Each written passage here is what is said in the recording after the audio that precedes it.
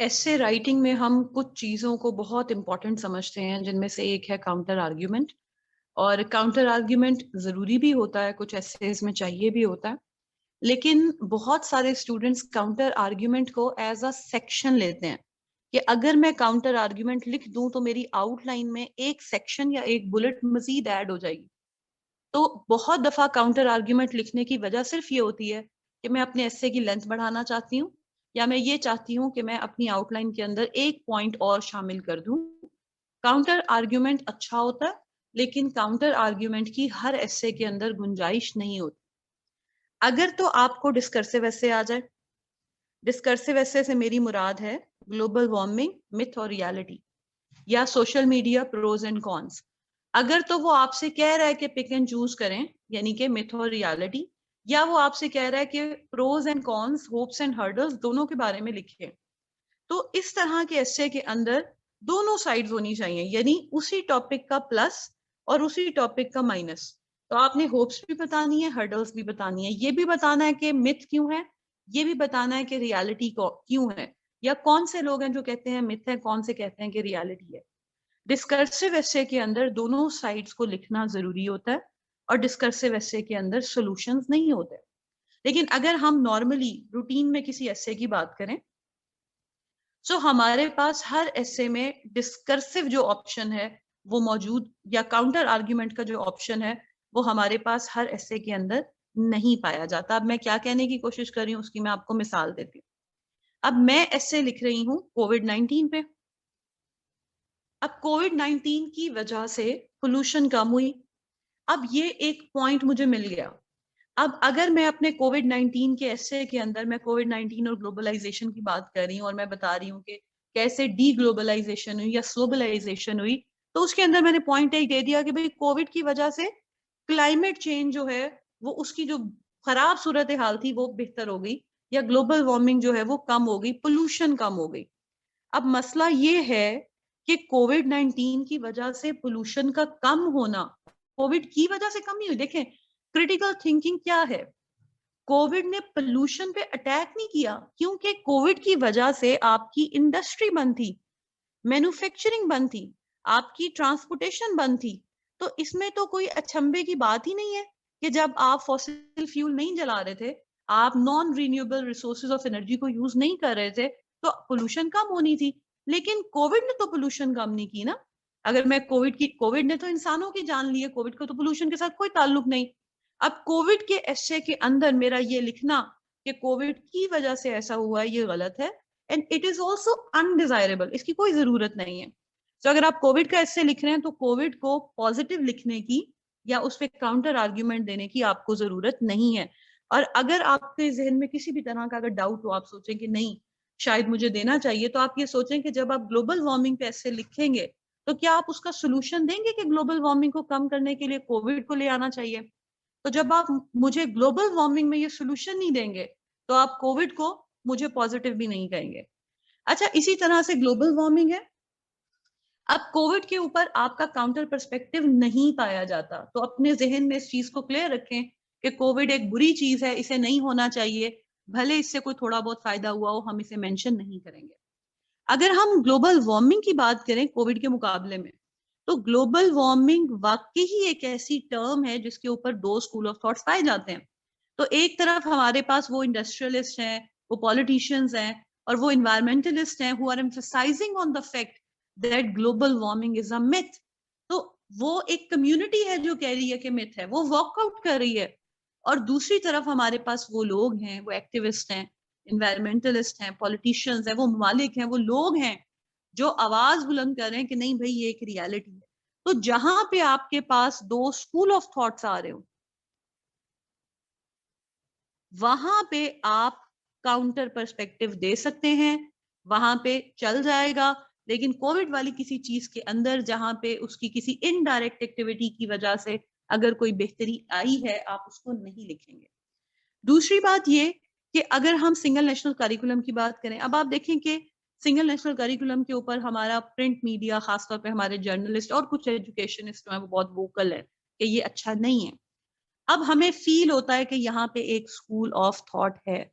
तो अगर आपको स्कूल ऑफ थॉट नजर आता है आप उसको क्रिटिसाइज कर सकते हैं, लेकिन आप खुद नहीं करेंगे।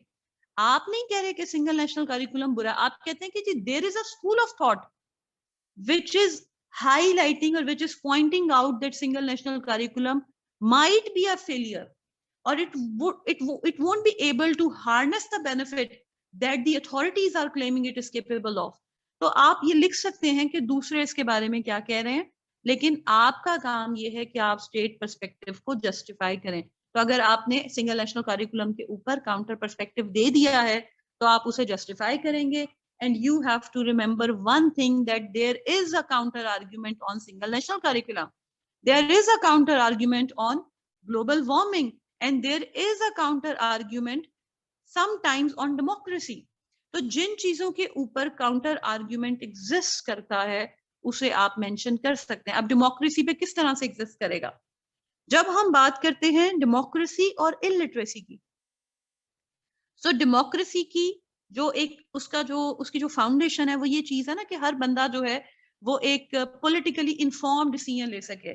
हर शख्स जो है उसकी हमने इतनी ट्रेनिंग की हो कि वो पॉलिटिकल प्रोसेस के अंदर अपना किरदार अदा कर सके। सो अगर मैं कहूं कि डेमोक्रेसी की बुनियादी जो जरूरियात हैं या जो उसके पिलर्स हैं उनमें से एक है एजुकेशन, बल्कि एजुकेशन से पहले है फंडामेंटल राइट्स, और फंडामेंटल राइट्स में एक राइट है राइट टू एजुकेशन। अब डेमोक्रेसी के ऊपर स्कूल ऑफ थॉट जो हमारे पास काउंटर में पाया जाता है वो ये है कि अगर हमारा जो इलेक्टोरेट है वो अगर अच्छी चॉइसेस नहीं बना सकता, वाइज चॉइसेस, इन्फॉर्म चॉइसेस अगर वो नहीं बना सकता, तो फिर डेमोक्रेसी का जो प्रोसेस है वो नल एंड वॉइड हो जाता है।